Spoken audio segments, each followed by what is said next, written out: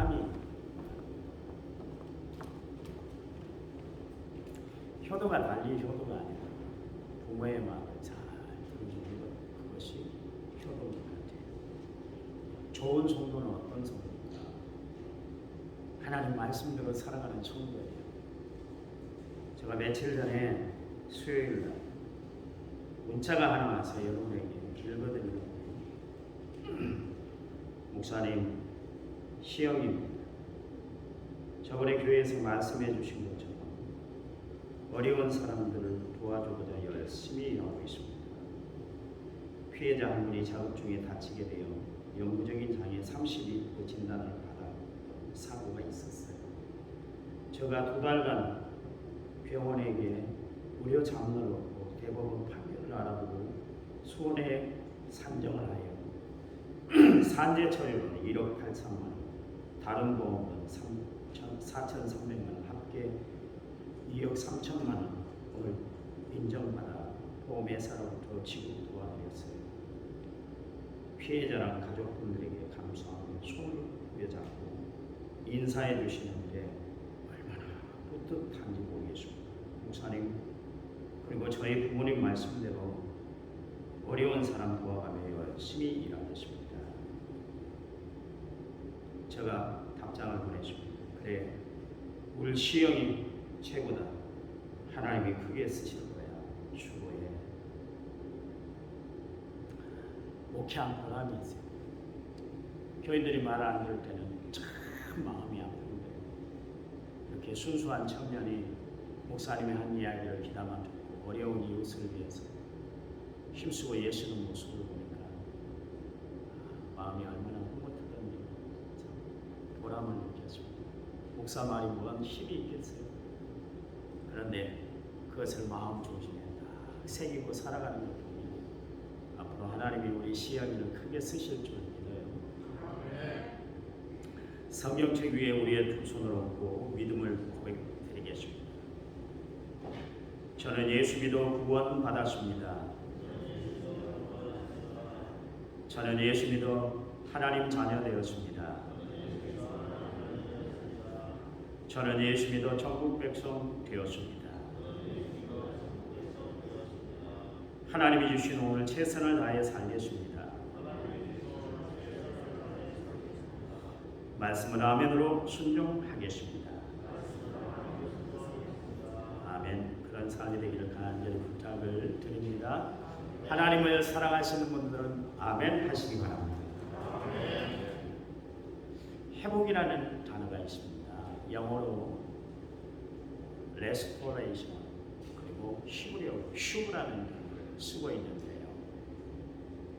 그 뜻은 뭐냐면 새롭게 하다, 예전의 상태로 되돌리다, 처음 상태로 회복하다, 그런 뜻이에요.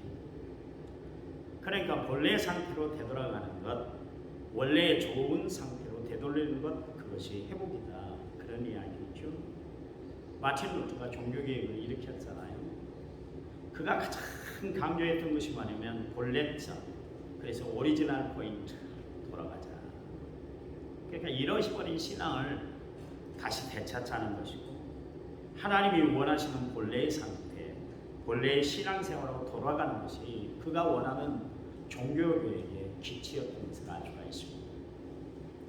지금 우리가 살아가고 있는 시대는 정말 최첨단 과학을 누리고 살아가는 이런 행복이 어디 있습니까? 이런 혜택이 어디 있어요? 정말 큰 혜택을 우리가 받고 살아가고 있잖아요. 네, 사람들은 그 과학의 발달로 인해서 편리함을 받게 되는데 너무 편안하다 보니까 잃어버리고 살아가는 것들이 참 많은 것 같아요. 그래서 이 땅에 회복돼야 할 일들이 참 많은데 오염된 환경이 회복이 돼야 됩니다. 우리의 신앙이 회복이 돼야 됩니다. 침체된 경제가 다시 회복돼야 되겠죠. 그런가 하면 하나님이 고대하시는 하나님의 형상, 영어로는 이미지 오브 갓, 헬라어로는 이마고 데이, 그렇게 이야기합니다. 하나님의 형상이 다시 회복돼야 됩니다. 첫사랑, 첫 믿음이 회복이 돼야 됩니다. 그래서 하나님과의 관계가 원래 상태로 회복돼야 되는 것이 이 시대가 시대가 안고 있는 가장 큰 문제인 것 같습니다. 다윗은 하나님의 은혜, 하나님이 베풀어 주신 사랑, 하나님이 베풀어 주신 역사를 잊지 않기 위해서 늘 그는 하나님 앞에 소망을 두고 찬양하며 산다, 그렇게 이야기를 했어요. 그래서 시편 71편 14절 말씀에서 나는 항상 소망을 두고 주를 더욱 찬송하리이다. 여러분, 항상 찬송하겠다는 그 다윗의 결심 아래 여러분, 다윗에게는 좋은 일만 있었던 것이 아니에요. 분명히 죽을 위기도 몇 번 겪었었고 비참할 때도 있었어요. 여러분, 사무엘상 21장에 보면 가드왕 아기스 앞에 가서 미친 사람처럼 그렇게 행동을 해야만 했었어요. 침을 질질 흘리면서, 그러면서 미친 척하면서 자기의 목숨을 연명할 때도 있었습니다. 사울왕을 피해서 정말 동망자의 신분으로 그렇게 하루하루 피말리는 그런 시간을 보내기도 했었습니다. 그의 아들 압살롬이 반역을 일으킬 때도 있었고, 그래서 아들 압살롬을 먼저 보내는 그런 아픈 일도 그가 겪었던 것을 가지고 있습니다. 그럼에도 불구하고 다윗이 끝까지 자신의 신앙을 지킬 수 있었던 것은 나는 항상 하나님을 소망하며 살아갑니다. 나는 하나님에게 더욱 찬송하겠습니다. 여러분, 다윗이 하나님께 소망을 두고 살아갈 때 하나님은 그의 믿음을 붙잡아 주셨습니다. 다윗이 하나님을 향해서 찬송을 부를 때마다 하나님은 그의 마음을 붙잡아 주셨습니다. 이처럼 하나님께 소망을 두고 찬송하며 다윗이 살았기 때문에 여러분, 시련, 아픔, 고통, 배신의 억울한 상황 속에서도 그가 모든 것을 극복하게 되었고, 그가 잃어버렸던 모든 것을 다 회복하는 역사가 나타났던 것을 알 수가 있습니다. 여러분, 삶이 힘드세요? 외로우세요? 때로는 아무것도 할 수 없어서 홀로 전전긍긍할 때가 있었습니까? 하는 일마다 잘 풀리지 않으십니까? 그때도 전능하신 하나님께 소망을 두고 살아가는 믿음의 성도들이 되시기를 간절히 부탁을 드립니다. 하나님께 소망을 두면 하나님은 끝내 축복을 해주세요. 왜요? 하나님은 어려움 닿을 틈에 피할 길을 내어주시고 또한 능력을 주셔서 모든 것을 감당할 수 있도록 하나님이 우리에게 힘을 주시고 용기를 주시고 은혜를 베풀어 주시기 때문에 그렇습니다.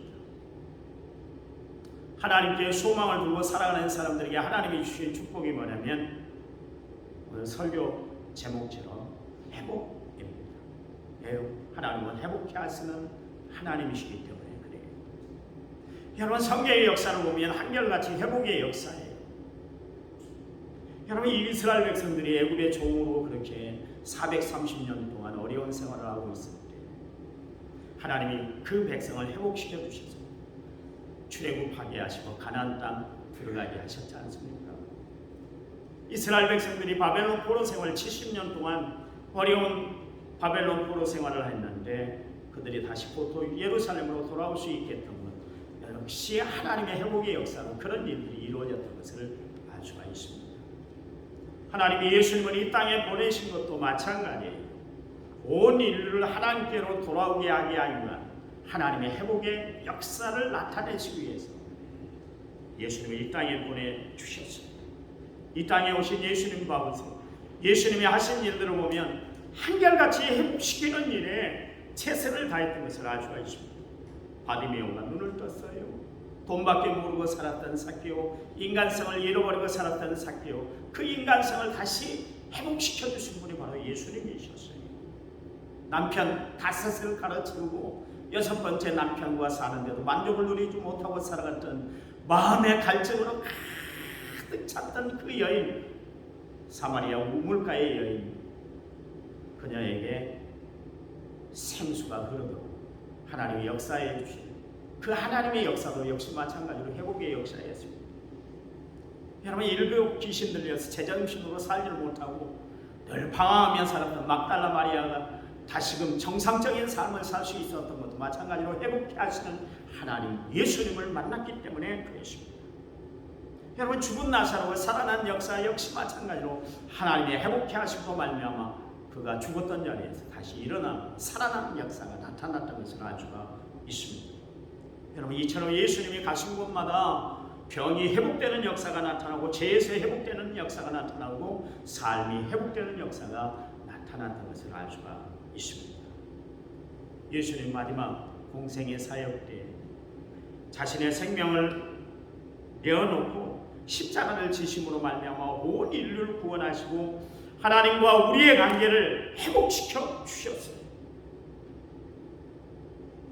이 시간 남모를 질병으로 근심 걱정 고통 중에 살아가고 있는 성도가 있습니까?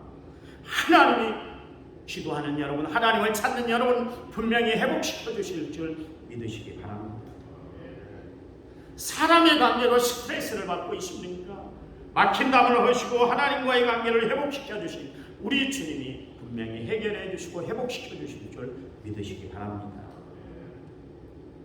이 고해와 같은 세상, 정말 세상 살아가는 것이 너무나 힘들어. 난 살고 싶지 않아. 그런 생각을 하고 계신 분이 계세요. 여러분, 하나님은 나 한 사람 나를 살리기 위해서 십자가의 목숨을 거셨어요. 나는 참으로 귀한 사람이야. 그냥 왔다 그냥 갈 사람이 아니에요. 하나님, 예수님이 나를 위해서 목숨을 거셨어요. 여러분, 우리가 잃어버린 구원의 자리, 잃어버리고 살아가는 하나님의 형상, 우리가 잊고 살아가는 참된 자유를 회복시켜 주시기 위해서 예수님이 이 땅에 오셨어요. 저는 신앙생활하는 성도들이 마지막 때 회복돼야 할 것이 참 많이 있지만 두 가지를 꼭 회복해 주면 좋겠습니다. 두 가지. 정과 양심. 정과 양심이에요. 저는 대한민국 그 문화를 한 단어로 표현할 것 같으면 정문화. 끈끈한 정. 그 정이 한국의 대표적인 문화인 것 같아요. 정. 한 제과회사에서 초코파이를 만들었는데 그 겉포장 타이틀이 뭐냐면 정이라는 그런 타이틀을 적어놨더라고요. 아마 그런 것 같아요. 초코파이를 먹으면서 정을 나누시기 바랍니다. 그래서 초코파이 타이틀을 정이라고 적어놓은 최초의 인간인 아담이 하나님께 범죄함으로 말미암아 하나님과의 관계가 끊어졌잖아요.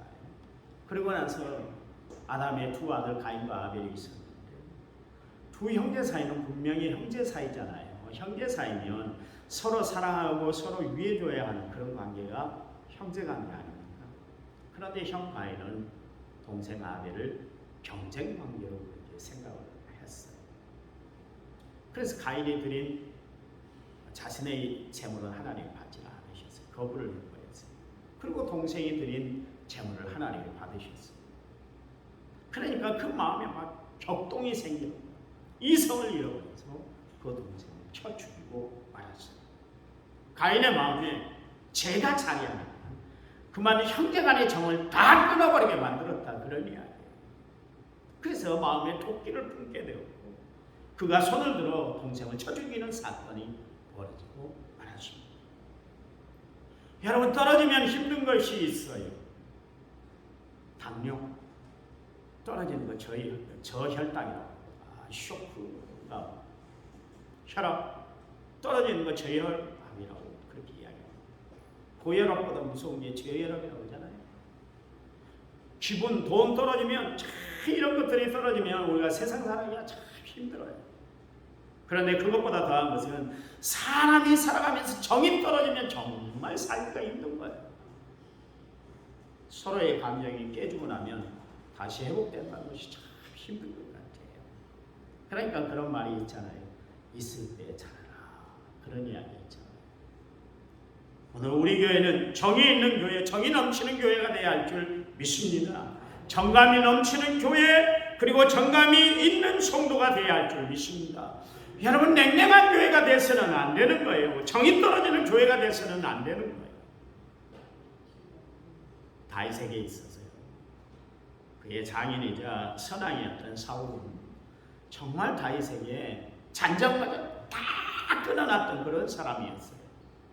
그렇게 사울왕을 도와서 나라의 건국을 확실하게 만들어줬던 사람이 바로 다윗입니다. 근데 옛말에 은혜를 원수로 갚는다는 것처럼 사울왕도 그랬던 것 같아요. 그에게 악령이 드니까 계속해서 다윗을 죽이는 일이에요. 아주 그래서 다윗을 정떨어지게 하는 행동을 했던 것을 알 수가 있어요. 다윗이 서 있는 자리에서 그 있는 자리에서 그냥 창을 던져버렸어요. 꽂혀서 죽어버려요. 심지어는 다윗을 못 잡아먹어서 안달이 나는 사람처럼 수색대원 3,000명을 풀어가지고 아둘람 동굴과 엔게디 숲을 다 시집고 다니게 만들었어요. 여러분 10년 동안 다윗은 사울왕의 쫓김을 받아서 피신자의 삶을 살아야만 하셨습니다. 그런데도 말했습니다. 다윗은 사울을 미워하지 않았어요. 하나님이 다윗의 그 마음을 들여다봅니다. 여러분 하나님이 다윗을 왜 사용했을까요? 내 마음에 합당한 사람이야. 내 마음에 딱 맞는 사람이야. 여러분 세상에 살아가면서 여러분 내 마음에 맞는 사람이 여러분 손가락 씌어서 몇 명이나 되던가요? 제가 늘 이야기합니다만 목회를 하면서 목사님들하고 며칠 전에 이야기할 기회가 있었는데 목회를 하면서 교회 안에 속마음을 다 털어놓고 이야기할 수 있는 사람 세 사람만 있으면 목회 성공한 것이다 그랬어요. 그랬더니 큰 교회 다니면 전육교회 목사님 그런 이야기를 목사님 한 사람만 있으면 돼요. 한 사람 마음에 맞는 사람이 참 구하기가 힘들다 그런 이야기. 그런데 사람 관계에서도 내 마음에 드는 사람을 그렇게 고르기가 힘들고 선택하기가 참 힘든데 같이 하기가 힘든데 하나님은 다윗을 보자마자 내 마음에 합한 사람이야. 내 마음에 꼭 들어. 그랬어요. 그 이유가 뭘까요? 하나님은 수시로 다윗이 하는 행동을 다 들여다봤어요. 여러분 다윗이야말로 정말 정이 넘쳐나는 사람이었어요. 얼마나 정이 넘쳐난 사람이었던지 사울왕을 피해서 그렇게 피신 생활하면서 전쟁근무하고 있는데 그릴라 거민들이 어려움을 당하고 있다. 그러면서 다윗에게 요청을 해왔어요. 그랬더니 그것을 거절하지를 못했어요. 그리고 정말 피신자인 자기가 나아가서 그릴라 거민들을 구해줬던 것을 알 수가 있습니다. 성도 여러분, 우리도 다윗처럼 정이 넘치는 성도, 정감이 가득한 성도들이 되시기 바랍니다. 바짝 메마른 심령이 되서는 안 되는 거예요. 여러분 메마른 땅에는 풀 한 폭이 나기 힘든 것이에요. 바짝 마른 심령 위에는 사랑의 꽃도 은혜의 식물도 축복의 나무도 자랄 수가 없게 되기 때문에 그렇습니다. 여러분 바짝 메마른 심령은 하나님이 주신 마음들이 아니에요. 성경에 보니까 시편 1편에 복 있는 사람은 그러면서 시냇가에 심은 나무와 같이 시절을 따라 열매를 맺고 잎사귀가 마르지 않는 것이다. 그렇게 이야기를 하고 있습니다. 바울에게 있어서 고린도 교회 교인들이 참으로 고약한 교회였어요. 한마디로 말해서 정떨어지게 하는 그런 교인들이 바로 고린도 교회 교인들이었습니다. 바울의 설교를 트집 잡았던 사람들이 고린도 교회 교인들이었습니다. 또한 바울이 없는 이야기를 만들어내서 가짜 뉴스를 퍼뜨렸던 사람들이 고린도 교회 교인들이었습니다. 심지어 하다가 안 되니까 바울의 예물을 비하하면서까지 사람을 힘들게 하고 시험 들게 하고 사람의 마음을 정말 아프게 했던 사람, 그 사람들이 바로 고린도 교회 교인들이었습니다. 그것도 안 되니까 바울이 육신에 질고가 있었잖아요.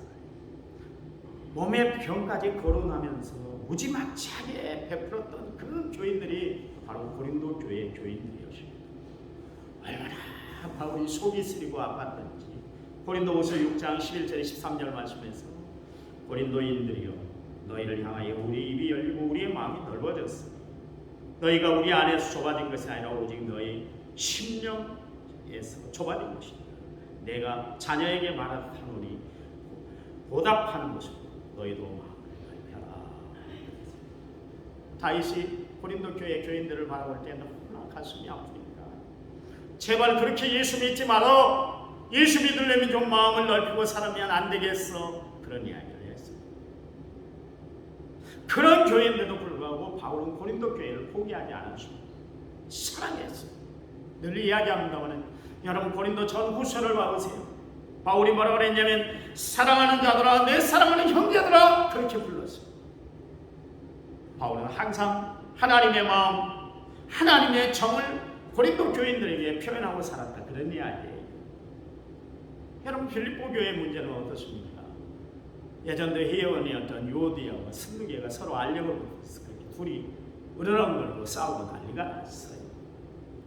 그랬더니 바울이 그 빌립보 교회의 문제를 해결하기 위해서 이런 이야기를 했어요. 너희 안에 그리스도의 마음을 품어라. 여러분 그리스도 예수의 마음은 어떤 마음이에요? 은혜의 마음, 사랑의 마음, 정이 넘치는 마음이 바로 예수님의 마음이에요. 여러분 우리는 예수님의 마음을 품고 살아갈 때 나보다 남을 낮게 여기고 겸손함으로 남을 먼저 생각하는 정이 넘쳐나는 그런 성도가 될 줄 믿으시기 바랍니다. 저는 우리 남은 성결교회가 초대교회, 예루살렘 교회들처럼 정말 성도들 간에 정이 넘쳐서 유무상통했던 것처럼 서로 마음을 주고받는 그런 아름다운 교회가 되기를 간절히 소원합니다. 여러분 예수님이 이 땅에 오신 이유가 뭐예요? 우리와 하나님 사이 잃어버린 관계를 다시 이어주시기 위해서 예수님이 이 땅에 오셨어요. 십자가로 하나님과 끊어진 그 관계를 다시 이어주셨어요. 끊어진 정, 잃어버린 정을 다시 회복시켰어요. 그래서 예수 믿는 우리는 정말 정이 넘치는 사람, 하나님이 위로부터 내려주시는 믿음의 정을 가지고 살아가는 성도들이 되어야 할 줄 믿습니다. 마지막 이 사회를, 얼어붙은 이 사회를 바로 세울 수 있는 능력은 잃어버린 정을 다시 회복하는. 여러분 하나님이 왜 우리에게 이런 어려움을 주셨을까요? 이 어려움을 겪게 하셨을까요? 한두 달로 끝마치는 것이 아니라 1년이 넘어가잖아요. 1년이 뭡니까? 이제 2년은 이제 접어들고 있는데 왜 이럴까요? 왜 이럴까요? 여러분 지금까지 많은 질병들이 있었는데 금방 처리가 됐어요. 다 처리가 됐어요. 길어도 반달 안에 다 끝났어요. 어떤 질병이 와도 다 개발해서 다 물리쳤어요. 근데 1년이 넘도록 지금 여러분 완전히 이 바이러스를 퇴치할 수 있는 그런 약품이 나오질 않잖아요. 왜 그럴까요? 왜 하나님이 이 시대에 전 세계가 그토록 그렇게 되도록 만들었습니까? 마지막 때 봐보세요. 질병 하나 때문에 사람들이 정이 다 끊어졌잖아요. 그렇잖아요. 이번에 명절 때 여러분 자식들 오지 말라고 했잖아요. 오지 마. 야, 매스컴에서 그러는데 오지 말래. 오지 않은 것이 너희들에게 도와주는 거야. 나를 도와주는 거야. 못 오게 했잖아요. 언제 그랬어요? 그때만 자식들을 볼 수 있잖아요. 이것들이 어떻게 사는가 얼굴을 볼 수 있고 헤아릴 수 있는 기회가 명절인데 명절 때도 가족을 못 만나. 식당에 가도 5명 이상 밥을 먹지 못하도록 합니다. 왜 이럴까요? 왜 이렇게 하셨을까요? 마지막 때 봐보세요. 마지막 때 정이 끊어진 세상, 사랑이 없어진 세상이 이런 모습이 될 것이다. 삭막한 세상이 될 것이다. 그것을 미리 보여주는 사건이에요. 마지막 때 이런 모습들이 나타날 거예요. 더 나타날 거예요. 여러분 또한 우리가 회복해야 될 게 뭘까요? 양심입니다. 양심. 잃어버린 양심, 화석화된 양심을 우리가 회복해야 됩니다. 갈수록 세상이 적막해져가는 중이었어요. 삭막해. 그러다 보니까 사람들 마음에 좀처럼 여유가 없이 살아가고 있습니다. 이웃을 생각합니까? 동료의 개념이 있어요? 서로 간에 적대시하고 그렇게 살아가고 있습니다. 내일이면 안 본 사람들처럼 그렇게 막 살아갑니다. 여러분 안 본다고 안 볼 수 있어요? 천국에서 분명히 다시 보게 될 텐데요. 지금 이 시대는 양심이 제 기능을 발휘하지 못하고 살아가고 있는 시대입니다. 최초의 인간의 아담이 하나님 앞에 범죄했을 때 그때 하나님께서 인간에게 남겨둔 기관이 하나 있는데 그건 뭐냐? 양심, 컨사이언스, 양심을 하나님은 남겨두셨어요. 하나님은 이 양심을 통해서 인간의 마음을 움직이는 방편으로 삼으셨어요. 그래서 죄를 지으면 양심의 가책을 느끼고 마음에 찔리는 일을 할 때는 마음의 갈등을 느끼게, 양심의 갈등을 느끼게 했어요. 그런데 사람들은 갈수록 살아가면 살아갈수록 양심을 잃어버리고 살아가고 있습니다. 양심을 잃어버리고. 어떤 분이 우리 교회는 설교하고 내려온 저에게, 목사님 설교에는 은혜를 받았는데요, 그런데요 말씀대로 살아가면 밥 빌어먹게 주십니다. 그런 이야기. 그러니까 그분의 뜻은 뭐예요? 세상은 하나님 말씀대로 살아서는 안 된다, 버텨낼 수가 없다, 살아갈 수가 없다, 그런 이야기. 양심껏 살 수는 없다는 그런 이야기죠. 생각해보세요. 여러분, 하나님이 우리가 지킬 수 없는, 그러니까 세상에서 써먹을 수 없는 그런 영양가 없는 말씀을 우리에게 주셨나요? 아니잖아요. 여러분, 아시기 바랍니다. 양심을 무너뜨리지 않는 진실은 누구에게나 인정받게 되어 있고요, 진심은 누구에게나 다 통하게 되어 있는 거예요. 세상은 교활한 사람들 그 속임에 그냥 속아 넘어갈 수가 있을지 모르지만, 불꽃 같은 눈으로 우리의 중심을 살피시는 하나님은 정확하세요. 여러분, 하나님의 눈은 속일 수가 없는 거예요. 그러니까 우리는 양심껏 살아야 되는 거예요.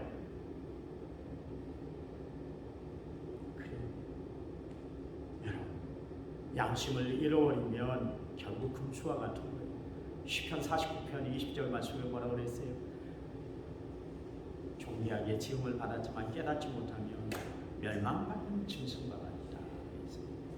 양심 잃어버리고 살면 안 된다. 그거는 짐승만도 못한 존재가 된다. 그런 이야기예요.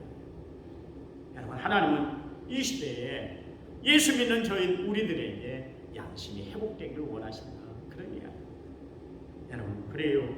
성도 여러분, 세상을 욕심껏 살지 말고 정말 양심껏 살아가는 성도들이 되시기를 간절히 부탁을 드립니다. 그래서 예수님 말씀처럼 세상의 빛과 소금의 사명을 잘 감당하여 나가는 은혜로운 성도들이 되시기를 간절히 부탁을 드립니다. 바울 보세요. 바울. 사도행전 23장 1절 말씀에 여러분 형제들아, 오늘까지 나는 범사의 양심을 따라 하나님을 섬겼다. 바울이 한 이야기는 하나님 앞에 나는 양심껏 살았다.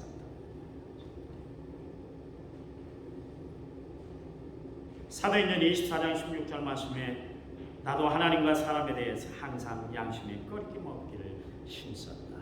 그래서 바울이 하나님이 맡겨준 귀한 사역들을 끝까지 잘 감당할 수 있는 비결은 뭐냐면, 그가 양심에 부끄럽지 않은 최선을 다한 삶을 살았기 때문에 하나님이 바울을 훌륭한 사람으로 들어서 사용하신 거예요. 베드로가 베드로전서 3장 16절 말씀에 우리에게 권면하고 있습니다. 선한 양심을 가지고 살아라. 여러분, 우리는 하나님 앞에서 하나님이 주신 양심을 욕되게 하는 자들이 아니라 살아있는 양심을 가지고 하나님이 원하시는 길을 걸어가는 성도들이 되시기 바랍니다. 하나님이 원하시는 삶을 삶으로 말미암아 하나님 앞에 한 점 부끄러움 없는 삶을 살아가는 믿음의 성도들이 되시기를 간절히 부탁을 드립니다. 결론이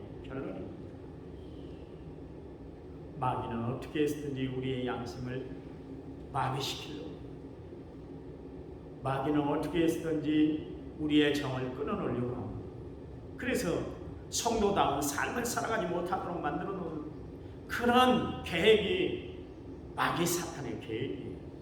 그러나 여러분, 우리는 마귀의 노름에 빠져서 살아가는 자들이 아니라 하나님의 은혜 가운데 살아가는 성도들이 되시기 바랍니다. 제발 우리 남은 성결교회 성도들은 정이 풍성한 정감이 넘치는 성도들이 되시기 바랍니다. 양심이 제대로 기능하는, 반응하는 성도들이 되시기를 간절히 부탁을 드립니다.